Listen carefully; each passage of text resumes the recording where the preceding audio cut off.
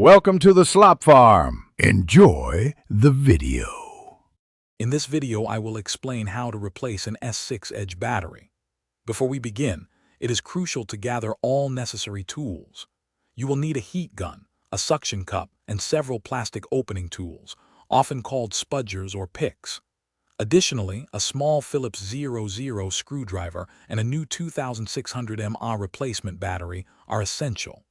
Prepare a clean, well-lit, and static-free workspace to ensure a smooth and safe repair process. The first step involves carefully opening your device. The S6 Edge has a glass back cover firmly secured with strong adhesive. Gently apply heat to the edges of the back cover using a heat gun for about 30 seconds to 1 minute. Once the adhesive is warm, use a suction cup to create a tiny gap. Insert a thin plastic opening pick into this gap and slowly work your way around all 4 edges, carefully separating the back cover from the phone's frame. With the back cover removed, you will see the mid-frame. Locate and remove the 12 small Phillips 00 screws holding the mid-frame and wireless charging coil in place. Next, use a plastic spudger to carefully disconnect the old battery's flex cable from the motherboard.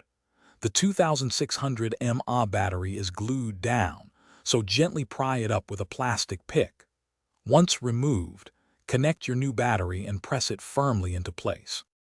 Now it's time to reassemble your S6 Edge. First, reattach the wireless charging coil and the mid-frame, securing them with all 12 Phillips screws. Apply new adhesive to the edges of the back cover to ensure a secure seal. Carefully align the back cover and press it firmly onto the phone.